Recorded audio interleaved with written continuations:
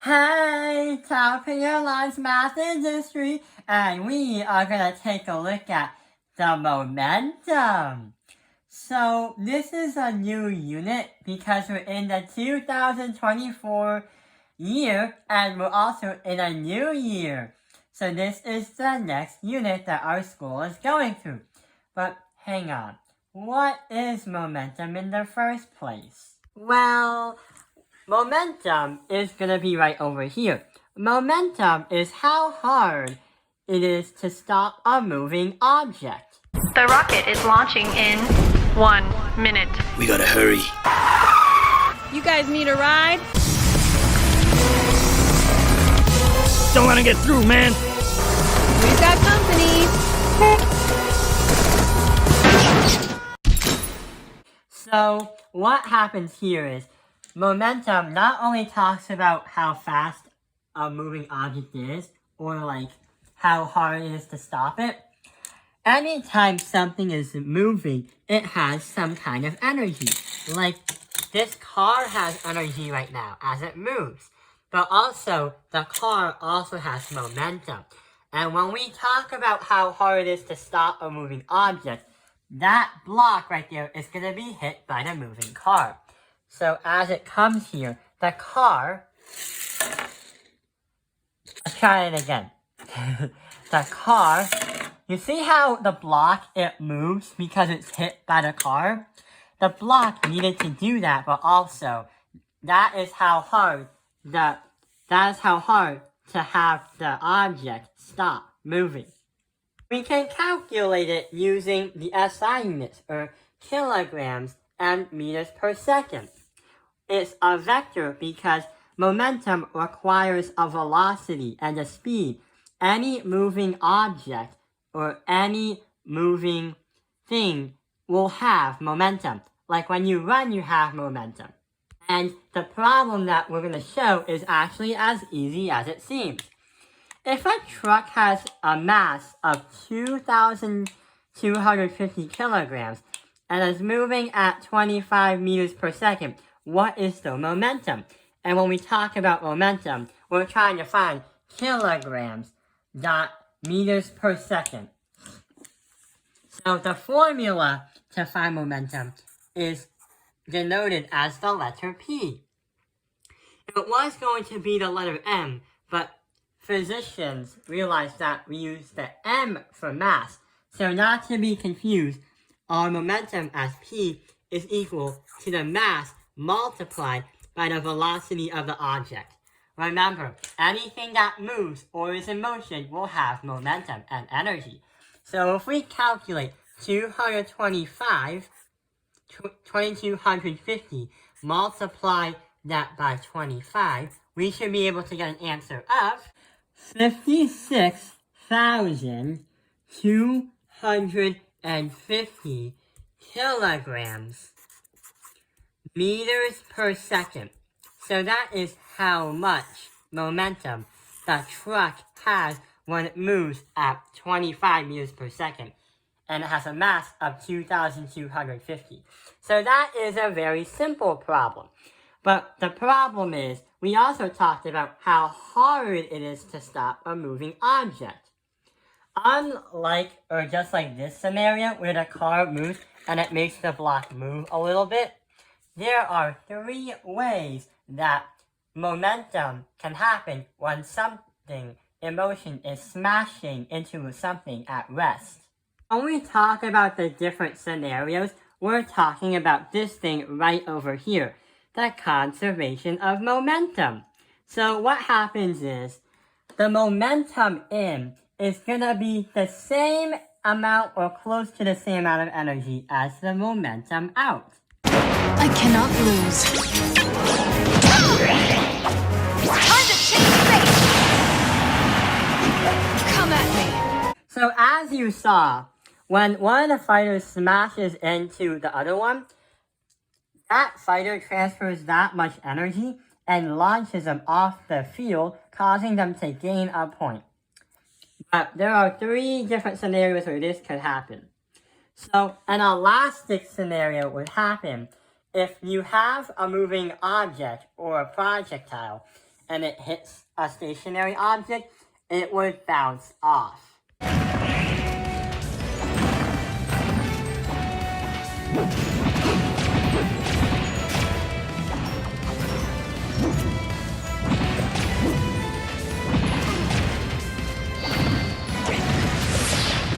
If it were to be inelastic, then it means that once the two collide, the motion object and the non-motion object, they would stick together, create one object. The one object is called a body, and sometimes a body is called an entity. Like that purple block is a body, meaning it could be known as one entity. In this case scenario, it would be stuck together.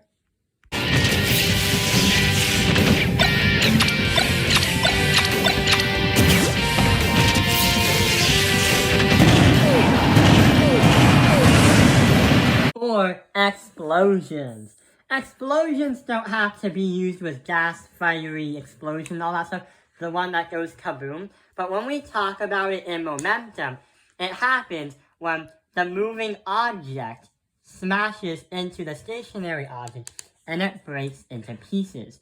Or if you have one body, like if you're hauling a wagon and a block falls off, that could be an explosion because the wagon was one part, but now the wagon and the box you dropped are now two parts, which means that could also be momentum of breaking apart into pieces.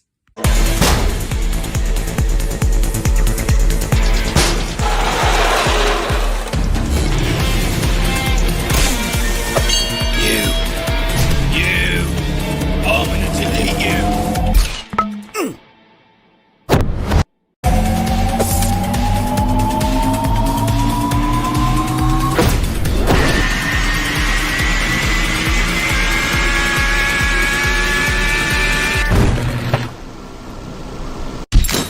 Actually demonstrate all that stuff in another word problem right over here. If a 3 kilogram lump of Play-Doh was thrown horizontally at 45 meters per second and smashes into a 25 kilogram block of diamond from Minecraft, what is the velocity after the Play-Doh strikes the block of diamond?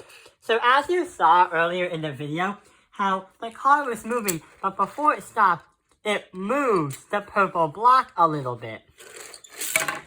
And the reason why is when there's momentum, there's going to be transferring energy. And because of that, the conservation or the conversation of momentum, the momentum in is going to equal the momentum out. But it might not be actually equal because there's gravity on the car trying to slow it down, but also the force of friction. But we're not going to talk a lot about that. So yeah. So we're trying to calculate. The diamond block is definitely going to be moving, but we're trying to see how fast it's going to be moving after the collision happens. To understand the formula and where we're going for, when we say momentum in is going to be the same thing as momentum out, the formula is literally the same idea. The momentum in is going to be the same thing as the final momentum out. PF is supposed to find what we're supposed to be getting, how fast the block's going to move. So if a 3 kilogram lump of Play-Doh was thrown horizontally at 45 meters per second. So what we have to do is, we have to do 3 kilograms, and we also have to do 45 meters per second. So we have to multiply the two, because that is going to be the momentum of the Play-Doh itself.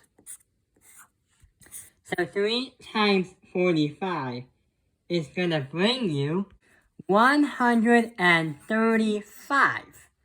But we're not done yet. We still have to talk about the 25 kilogram block.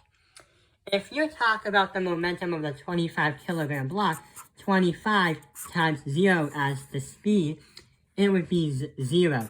As we said earlier, you need to be moving to have some kind of momentum. If you're not moving, then you have no momentum. So that's not going to work. But when we said the Play-Doh is going to strike the block of diamond by using the inelastic method, where the Play-Doh sticks together to the diamond, I think is pretty gross to think about, curse flat, then we have to add it. The reason why is the Play-Doh weighs 3 kilograms, right? But also, the block of diamond weighs 25 kilograms.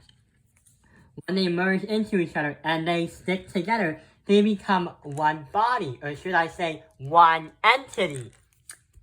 So that brings you to 28 kilograms. So here's what happens. If PO equals PF, 135 is going to be equal to 28V, because we're trying to find what the velocity of the block was going to go after it gets struck by the Play-Doh. And from the formula of P equals the mass times the velocity, we're trying to find the velocity. Divide by 28, and divide by 28, and when that happens, if we look over here, assume this was the Play-Doh, the block, when you find V alone, is going to equal to 4.82 meters per second. That does not calculate the speed of how long it goes. It calculates right after it's striking, how fast would the block go. So the block of diamond, after merging in with the Play-Doh with momentum, is going to have a speed of 4.82 meters per second in the opposite direction.